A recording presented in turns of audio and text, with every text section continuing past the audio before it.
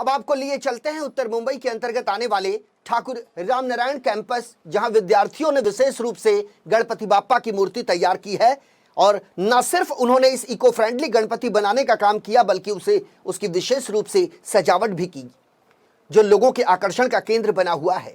विद्यार्थियों का कहना है कि उन्होंने इको फ्रेंडली गणपति को वेस्टेज मटेरियल से बने कागज से तैयार किया है। और वैसे आपको यह भी बता दें कि मुंबई समेत पूरे महाराष्ट्र में गणेशोत्सव का पर्व बड़े धूमधाम और हर्षोल्लास के साथ मनाया जाता है। गणपति बाप्पा के आगमन का आज तीसरा दिन है।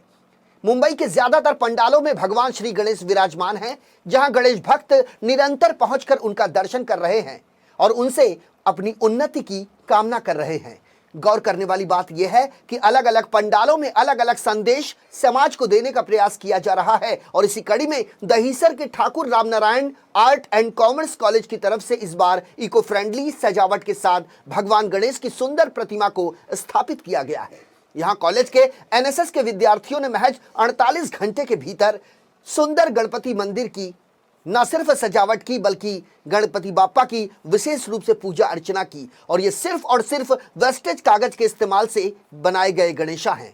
इस गणपति पंडाल में उपयोग किए गए सभी सजावट की सामग्री वेस्टेज मटेरियल से बनाई गई है, जिसमें भगवान भोलेनाथ का शिवलिंग पेपर बॉक्स से बनाया गया है, जबकि भगवान गणेश की प्रतिमा के ऊपर बनाए गए पर्वत को जूट की बनाई गई बोरी से तैयार किया गया है।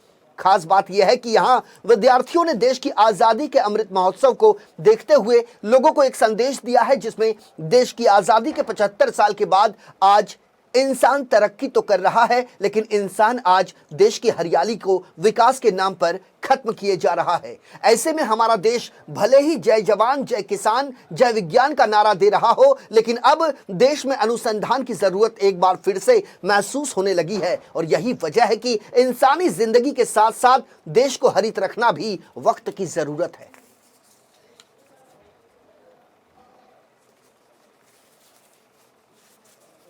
ये पूरा का पूरा तैयार तो सिर्फ 2 दिन में हम लोगों ने किया। इको फ्रेंडली बनाने का मैसेज, उसके पीछे रीज़न ये था कि आज के टाइम पर हम जो भी चीज़ें देख रहे हैं, हम जो भी चीज़ें कर रहे हैं, कहीं ना तो कहीं वो चीज़ें हमारे एनवायरनमेंट को बहुत ज़्यादा नुकसान दे रही है। तो इसके लिए हम चाहते हैं कि जो भी चीज़ हो, अब हम इको फ्रेंडली की चीज़ों के ऊपर ज़्यादा ध्यान दें, ताकि वो हमारे नेचर के लिए अच्छा रहे, साथ ही सोसाइटी के लिए भी। पहली वजह ये थी कि आज़ादी का अमृत महोत्सव चल रहा है, 75 साल एक हो गए हैं।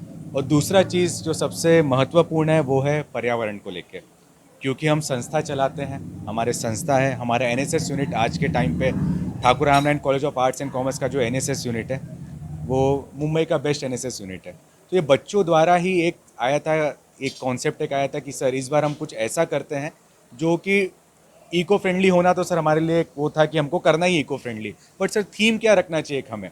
तो अगर आप सर जैसे आप हमारे छोटे से पंडाल में आप एंटर करेंगे, आप देखेंगे कि हमने अमृत महोत्सव का पूरा यहाँ पे एक दर्शाया गया है कि आज़ादी से लेकर इन 75 सालों में देश कहाँ था और कहाँ पहुँचा है अभी जो गवर्नमेंट के नेतृत्व में। तो ये सर एक दर्शाता है।